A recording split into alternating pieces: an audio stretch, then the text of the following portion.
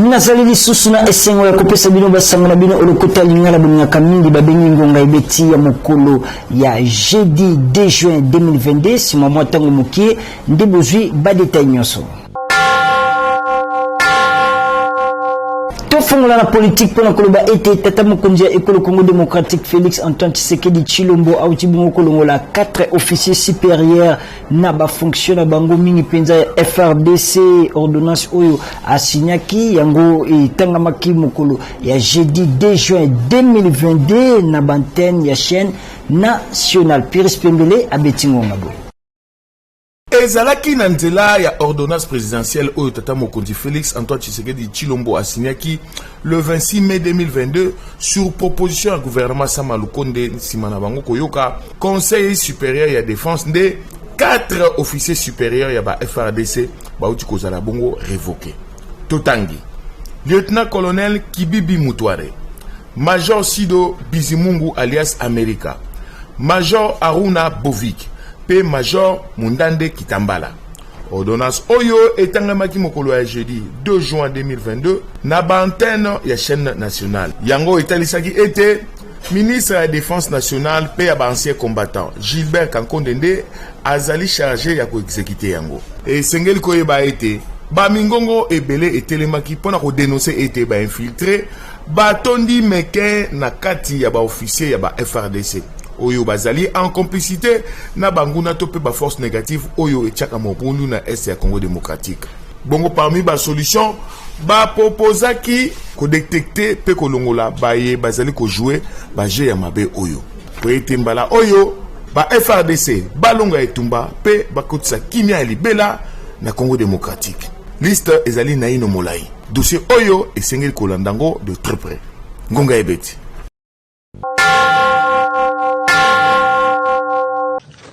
Qui arme les M23?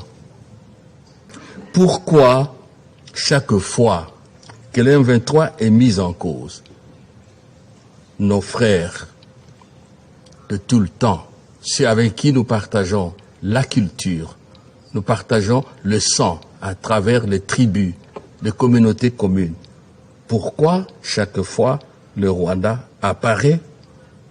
Est-ce la poule qui cache le poussin, comme on dit dans notre sagesse ancestrale? À chacun de trouver sa réponse. Quant à nous, en vérité, l'attitude du M23 et de ses parrains ne vise autre chose qu'à maintenir la RDC dans l'instabilité et à torpiller les efforts de la communauté de l'Afrique de l'Est, ainsi que la mise en œuvre du plan de Nairobi. L'attitude est motivée aussi du fait que il faut trouver au M23 un espace de négociation propre à lui. Un espace qui nous amènerait aux vieilles recettes, mixage, intégration, brassage, des places au gouvernement, dans les provinces. Laissez-moi vous dire, Madame la Présidente, Mesdames et Messieurs les ambassadeurs, qu'il n'en sera plus question en RDC. Il ne sera plus question de brassage. Il ne sera plus question de donner des positionnements politiques sans passer par les procédures démocratiques. Et je peux vous assurer aussi que le chef de l'État, le Parlement national, le gouvernement de la République et tous les Congolais sont et resteront fermes et déterminés à défendre l'intégrité territoriale et la souveraineté de notre pays. Ce qui se passe aujourd'hui, c'est gravissime. Ce qui se passe est contraire à la Charte des Nations Unies, est contraire à l'acte constitutif de l'Union africaine, est contraire au droit international. Notre communauté, le Conseil de sécurité, doit s'y pencher très sérieusement. Kaka na matali politique et sengeli bosimba ete ba militaire ya nouvelle et la partie chère ya mwana mboka Adolphe Muzito ba salaki sitin liboso ya ambassade ya Rwanda pour ko réclamer départ ya ambassadeur Vincent Karega na école Congo démocratique pe lisusu coupure ya ba relation diplomatique na école Rwanda milulu yango esalemaki mokolo ya jeudi 2 juin 2022. Rachel Mbula abetingo ngabo.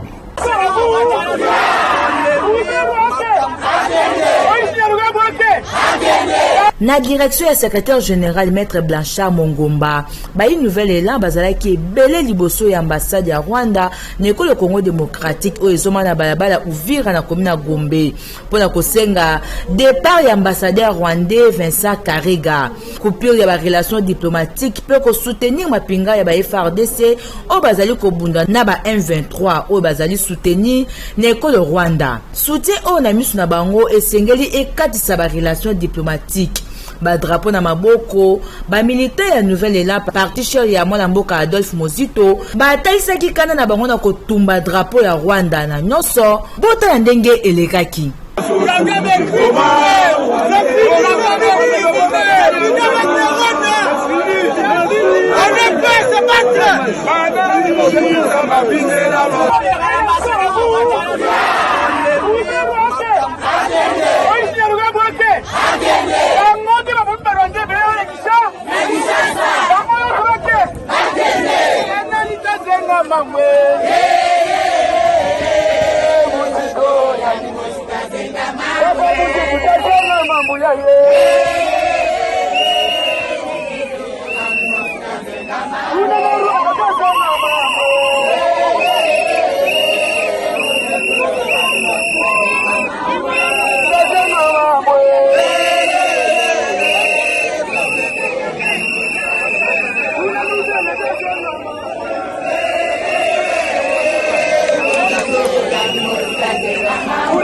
Ngonga et petit.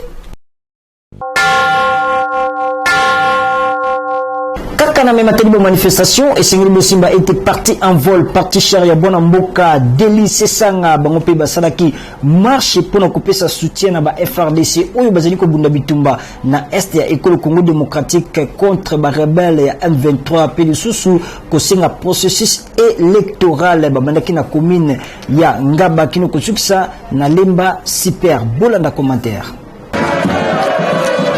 Soutien na ba FRDC pe ko senga consensus na loi électorale wanande objet ya marche oyo esangisa ki ba militant et belé ya parti en vol.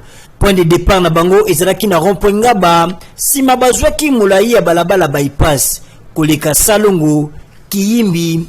Très déterminé président national ya envol Delice Sanga elongo na ba militaire ba nzembo na monoko na bokomi na bango na Lemba super esika oyo ebongisamaki pona point de chute nde Delice Sanga président ya envol azwaki maloba liboso ya ba militaire Boyo Kangonga mboka bapaya Rwanda ekobongisa biso sima ya M23 yango tolobi tozali sima ya mapinga ya ekolo na biso esengeli moko na moko kati na biso topesa lokumu tozala sima ya mapinga na biso mpona koboya mabe ekoleka na mboka na biso kasi tokobosana te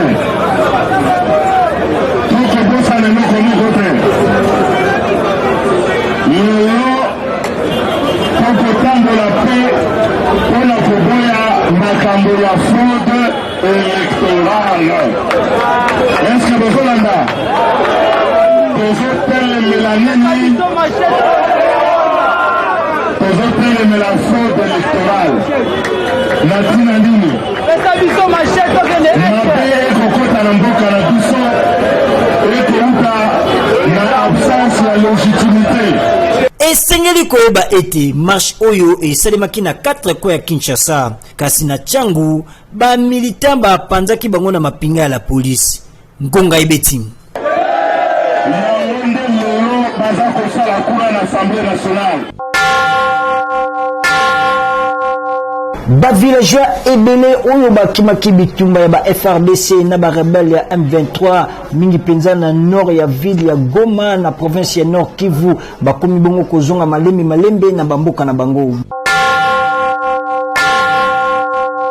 Nangamo mosusu esengeli mosimba ete la police nationale congolaise mingi penza ya Ituri et salaki ba action ebele pene ya ba forces armées ya ekolo Congo démocratique to pe ba FRDC na mokuse na tina kokanga ba auteur ya ba violence nyonso kuna na Ituri bongo na inane oyo ya état de siège la police ekangi ba auteur ebele ya ba violence mingi penza na bokambami ya commissaire divisionnaire adjoint Ngoi Sengelwa. Bolanda reportage o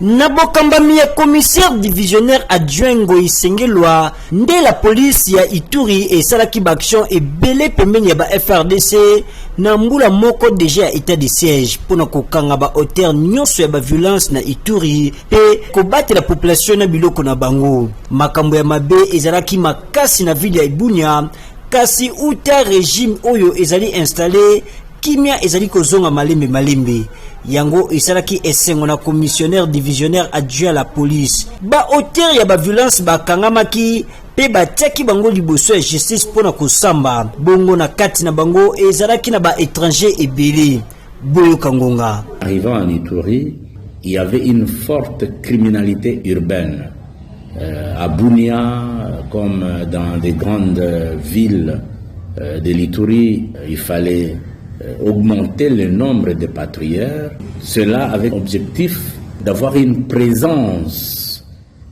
accrue de nos membres de force de l'ordre dans la cité. Dans ce lot-là, vous avez des Congolais et des étrangers, notamment des Ougandais, qui viennent opérer ici, se réfugient chez eux là-bas, ou les Sud-Soudanais. Numéro 1, la police ya Ituri a salaki mission et belé pembeni ya gouverneur militaire ya Ituri, lieutenant général Johnny Luboya Kashama.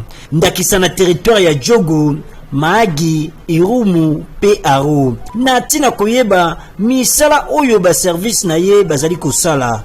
Population etonisamaki na esengo na mosala kitoko oyo la police ya Ituri esalaki boyo kangonga. Je remercie la police, je remercie les patrouilleurs. Je sais vraiment qu'ils sont en train de travailler durement, ils sont en train d'exécuter leurs travaux qui n'est pas facile. Je remercie grandement notre police. Et sengeli koyeba ete uta installation à état de siège, la police et PC soutien makasi na ba FRDC. Ngonga ibeti.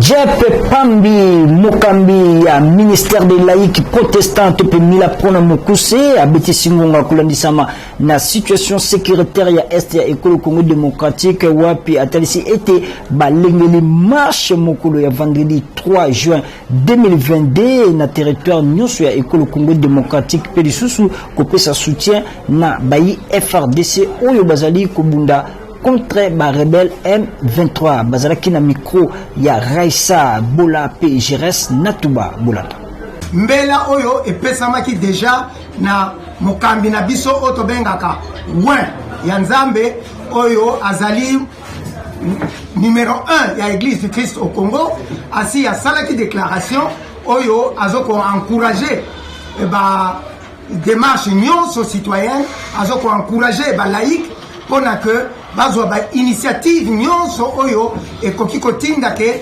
kimia ekota na mboka na biso bitumba esila na ndenge ya libela na mboka na biso mais surtout état de droit ezala matérialisé na mboka na biso état de droit po ezala matérialisé ezali na ba conditionnalité na yango mususu ezali nini ba élection ya malonga po ke tozala na ba institution oyo ezali légitime.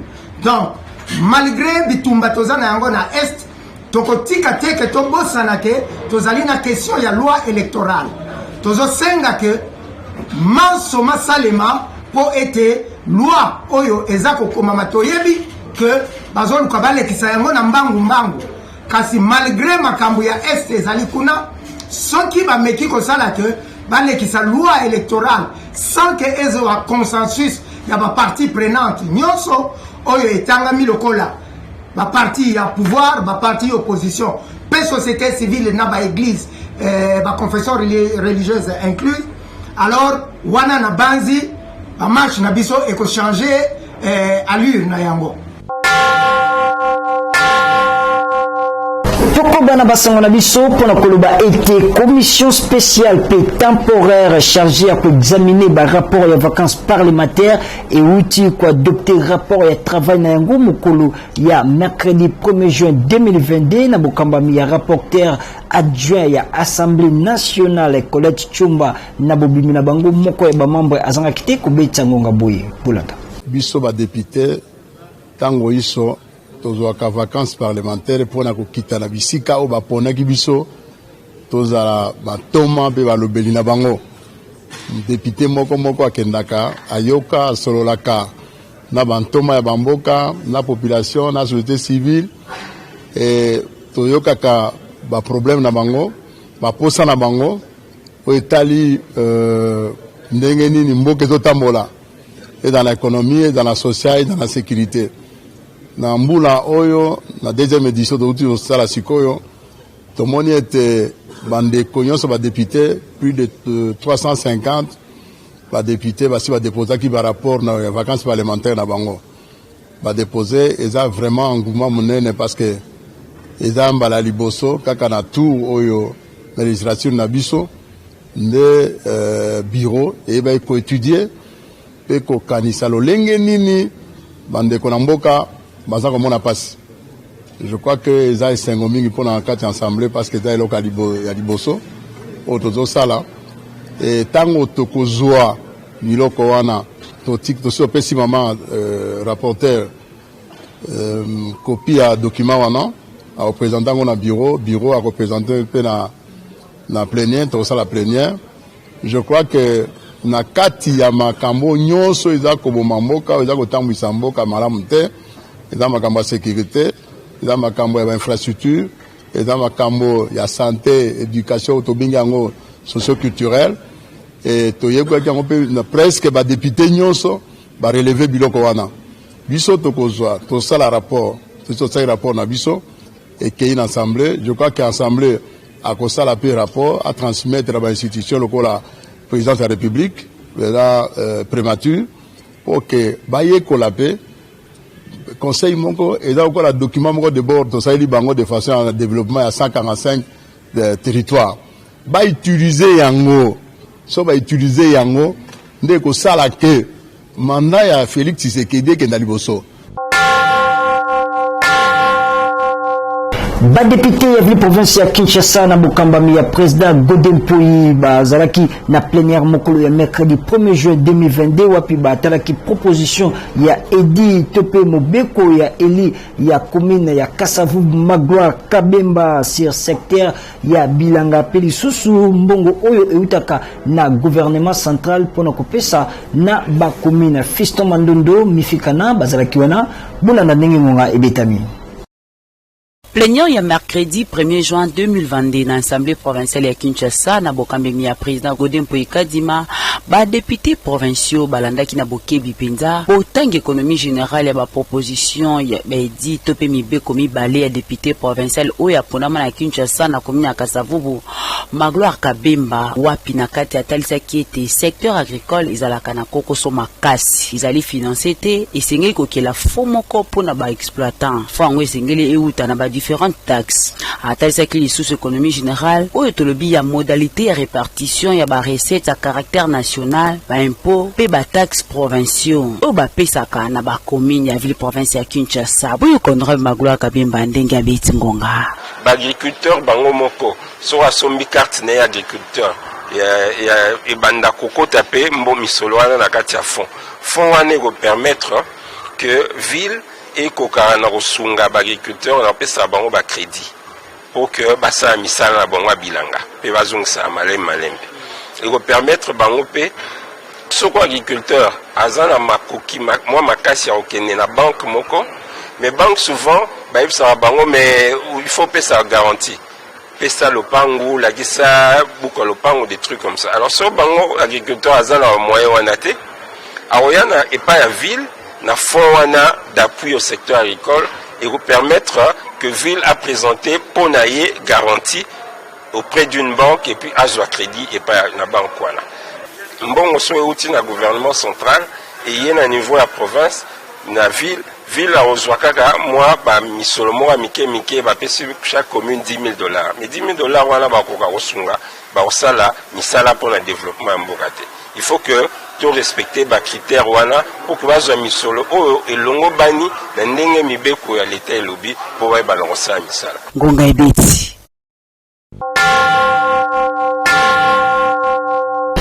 Toko bana basangana biso pour nakoloba été maître Georges Kapiamba Mukambi ya action pour l'accès à la justice congolaise à Kajina Mokuse à Betisingunga na nzela ya alo kolandisa na procès ya ancien conseiller chef de l'état na matière ya sécurité mwanamboka François Beya oyo ekobanda bongo mokolo ya vendredi 3 juin 2022 na justice militaire ya Kinshasa Bolanda.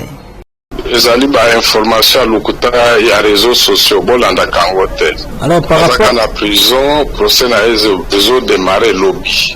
Oui, procès na démarrer lobby attente na bino ezali ni bino ba ya droit de l'homme parce que vous avez qui contre ba charge mususu oyo ba latisa ki mwana mboka François Beya.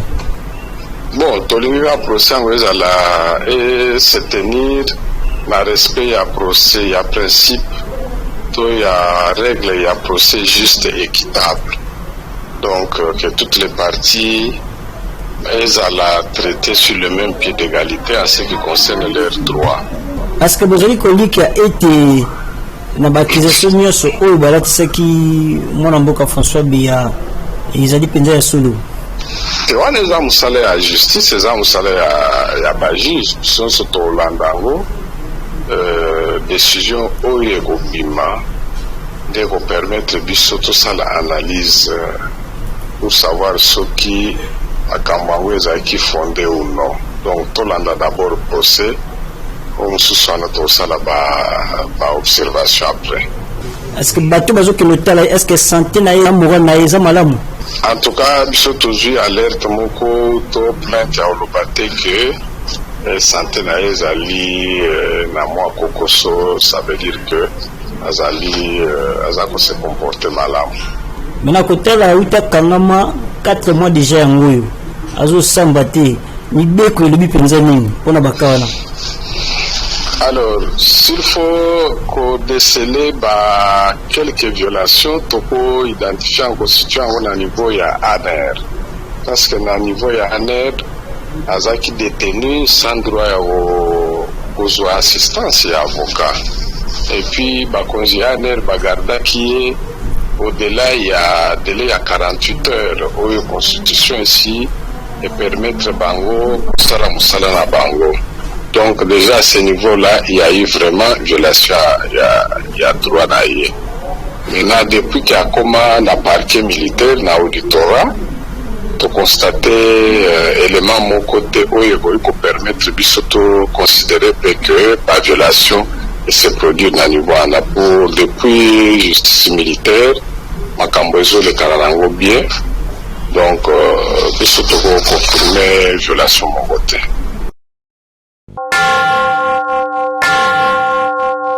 Pape François akozala na Kinshasa du 2 au 5 juillet 2022 pe akokende lisusu na Goma na province ya Nord Kivu.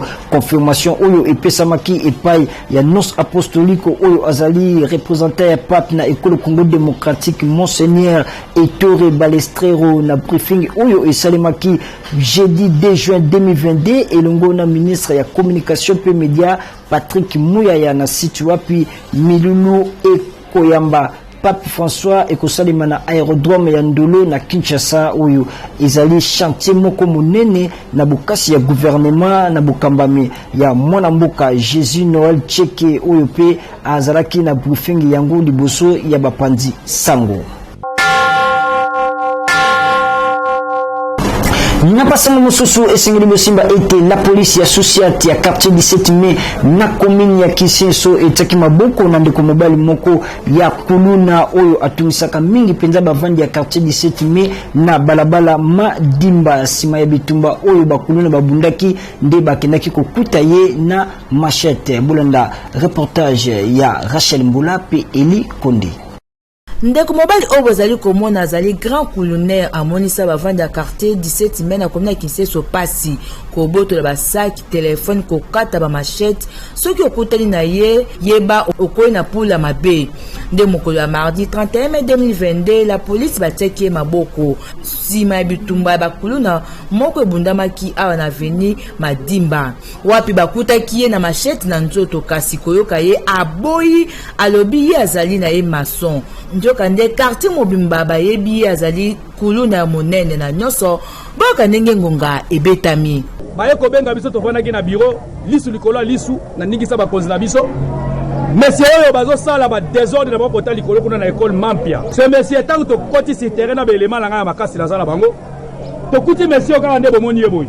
A kilote comme ça azotambola pe ye mutu liboso ko pesa biso information mo konzi kululu ezobunda mawate kululu ezobunda makuna. Mais na mayelo ka toza nango tomeki otala to kete kitoko tomoni ke aza suspect. Ngonga e petit.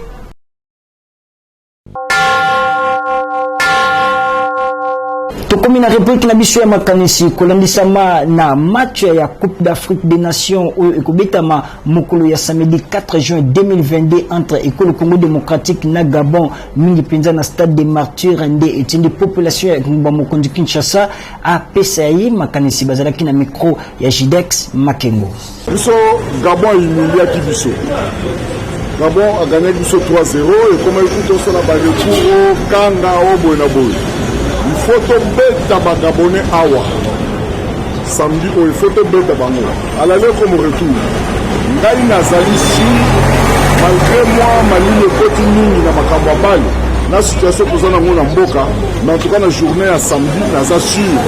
Na bana o nyoso baye, ba wisa ba kebano on nyoso disparaît na posa pina ba beta. Tolinine e ko sala ba complaisance ne wana za soute ba classement na ezanga tina ba nini wana atie la biso ba joueur tozo beta contre Gabon tozana nyongo na bango biso nde bato wana posa ke tozongisa oyo tozwaki en tout cas d'abord on va kobeta biso kwate yo ebindenge sukaki tolandeli bamakambo ekomatina badossier moko boye me biso bato ozalaki perdant yango toyebi ke samedi oyo Léopard a ofuta nyongo wana donc baza na droit te kutu erreur c'est la victoire. Nous avons toujours si mal avant cause de la victoire. Souhait de Ali Léopard dimanche a gagné Gabon.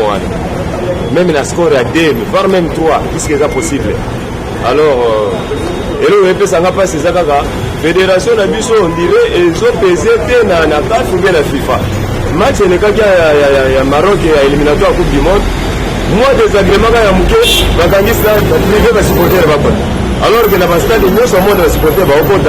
Mais ceux qui vont supporter le Bapon, on est pour la RDC à gagner, tu peux gagner. Quand que la Bisso va supporter le Bapon, tu vas supporter l'équipe de la Bisso. Match, il y a dimanche et à samedi. Gabon, Akita, Mata, là, va péter la Bisso, si tu vas probailler, tu vas gagner même 2 à 3-0.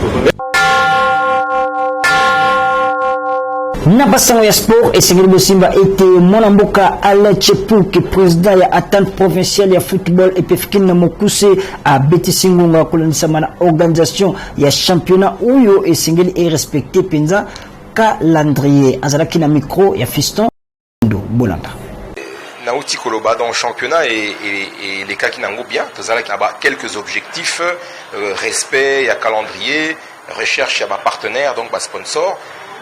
Objectif nous sous atteindre en go atteindre en goûter mais objectif c'est le plus important et le championnat et betama nandenge il y a bien ndenge singeli c'est-à-dire organisation c'est-à-dire équipe nyoso ebi mukolo na heure il y a match taillé pour permettre y planification il y a activité naie activité technique mais aussi pour na ko planifier dépenses parce que ebi que équipe etambola kana mbongo donc ceux qui équipe ebi Mukolo o eko beta championnat match nae na heure eza facile pour na ba dirigeant pour na ba président ba bongama déjà pour Mukolowana équipe est à la prête. Donc de ce côté-là, pour Nanga na Sepeli, c'est vraiment féliciter mingi ba membre ya comité mususu ya PFKIN au basala qui penza musala ya makasi pour championnat et betama ndenge esengeli. Ngai na ko inviter toujours na encourager toujours ba parents ba pesa bana possibilité ya ko sala sport. Izaka ba l'été et cause à la basketball, volleyball, handball, to komisko na escrime pe na Kinshasa na biso awa. Na stade des martyrs kuna il y a un salle moko ezali kuna pona escrime donc ezali eloko moko vraiment na moni exam malamu donc bas sport ezali il faut que luka organisation ou bien équipe moko ya basket ya volley ya football o ezana organisation ya malamu pona ko permettre bana ba beta bale basala sport parce que sport nde eza eloko nde efungolaka esprit efungolaka mutu ya mutu donc eko EDP mwana oyo akoli neti adolescent pona ba classe pona kotanga mwana oyo asalaka sport aza makasi koleka mwana asalaka sport te. awa ndenge nazwingisa ya kosukisa basango na bino soki bosepelaki bozongisa matondo ebele na Patrick Lusala oyo azalaki na nsima ya kamera montage ya Alabamba elongo na Christian Makutu régie esemamaki na maboko ya Joel Pembele tika kimia kolonzambe eumela na mabota na bino pe bokobaka na kolanda manaka ya Canal King Télévision Télé Vérité kasi na suka tozali ko rappeler na bino ete bokolanda bongo page rose.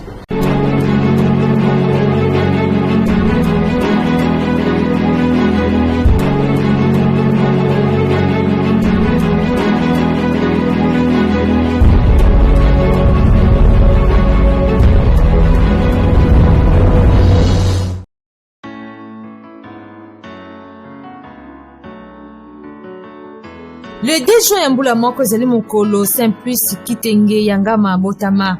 Le 2 juin 2022, Yabak Simbula Moko na Bomonaye. Na yango rédaction Mobimba ya Bonge Beti elongo na libota na Mobimba bazali kotombela ye Mbota Melamu. Mbota Melamu Susu, Saint-Plus Kitenge Yangama.